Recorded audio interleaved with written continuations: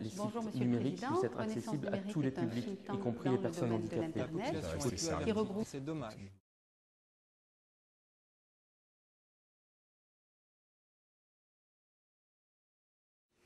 Bonjour Monsieur le Président. Ce n'est pas qu'à la maison que la France a un grand retard. Même notre système d'éducation a des faiblesses importantes dans les usages du numérique en classe. Le mauvais état du parc pose déjà un premier problème. Savez-vous, Monsieur le Président, que la moyenne d'âge du parc informatique de notre école est de plus de 7 ans? Savez-vous également que 10% des établissements scolaires ne disposaient pas en 2005 de budget consacré aux achats d'ordinateurs ou de logiciels? Savez-vous également qu'en France, seulement 150 € sont consacrés aux ressources numériques par école et par an, quand l'Angleterre en donne, elle, 1500 €, soit 10 fois plus? Pas étonnant que la France se classait en 2006 à la 21e place dans l'Europe des 25. Comment notre pays peut-il aujourd'hui conserver sa position en Europe si même nos écoles ont 5 ans de retard et qu'elles ne peuvent pas former les élèves comme ça se fait dans nos pays voisins? Il est également frappant de noter que la France se positionne quasiment à la dernière place dans l'aptitude des profs à utiliser les technologies dans leur enseignement. Une fois de plus, ce n'est pas une fatalité, mais il faut trouver des solutions rapides au niveau national. Monsieur le Président, l'État a mis en place le label Internet accompagné. Notre objectif est de développer ce concept par le label Internet accompagné solidaire. Il s'agit d'étendre l'accès à l'informatique et à l'Internet aux particuliers, y compris les seniors et aux établissements scolaires, dont le budget est limité. L'objectif est de proposer des ordinateurs bon marché, à moins de 150 €, accompagnés de formations diplômantes. Pour cela, il faut développer 3 axes.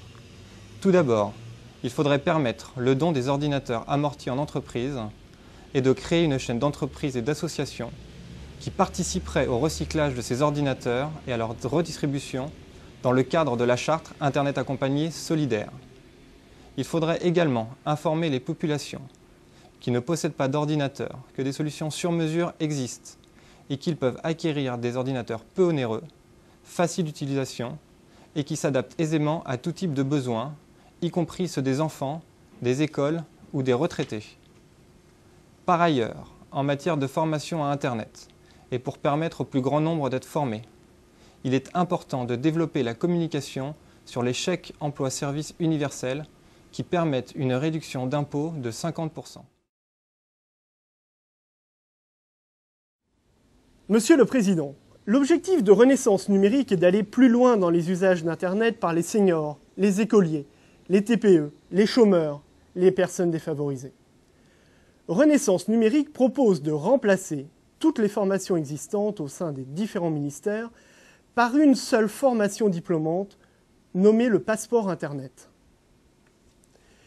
Il ne suffit plus de donner des formations simples pour se connecter à Internet. Il convient de les personnaliser et de présenter ce que l'Internet peut faire pour chacun. Il faut faire découvrir le potentiel des outils de communication, de partage d'informations comme les photos, les blogs. Il faut également présenter les téléprocédures pour que chacun puisse les utiliser. Déjà pour faire ses déclarations d'impôts, mais également pour toutes les déclarations du type déclaration d'URSSAF, de TVA, ou simplement faire un achat en ligne en toute tranquillité.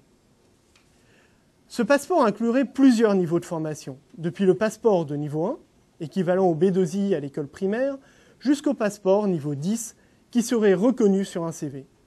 Il serait également renforcé en nombre d'heures pour atteindre 20 heures de formation. La France a donc besoin de simplifier le nombre de formations différentes et au même moment de les compléter pour que chacun puisse tirer parti d'Internet. Monsieur le Président, nous comptons sur vous. Renaissance numérique, c'est aussi des mesures pour favoriser la recherche et développer des partenariats de recherche privé-public sur des thèmes des nouvelles technologies de l'information et de la communication comme l'Internet. Ces activités de recherche sont susceptibles d'avoir des retombées importantes dans de nombreux domaines de l'enseignement, de la santé, de l'énergie ou encore de l'insertion des citoyens. Il faut notamment favoriser le développement de partenariats sur des projets comme les interfaces homme-machine, permettant de développer des services d'aide à la personne, notamment pour les personnes âgées, de répondre à des problèmes de handicap, d'éviter l'e-exclusion. Il faut favoriser également le développement d'outils de gestion du savoir sur Internet, pour avoir les capacités de créer et d'utiliser les connaissances accessibles sur Internet.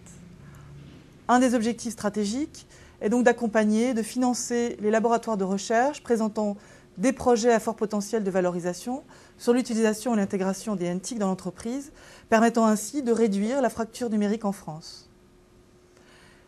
Il faut aussi privilégier les partenariats avec les PME, qui est une manière de réduire ce fort retard des entreprises françaises par rapport aux entreprises américaines, qui ont, elles, totalement intégré les NTIC dans leur approche client et leur stratégie. Et finalement, donc, un des moyens pour atteindre ces buts, c'est également d'amplifier les concours scientifiques de chercheurs au sein d'entreprises. Alors bien sûr, ces efforts doivent être faits intelligemment, c'est-à-dire en gardant une place importante à la recherche publique, plus fondamentale et à plus long terme, qui est un des atouts majeurs du maintien d'une recherche de pointe en France.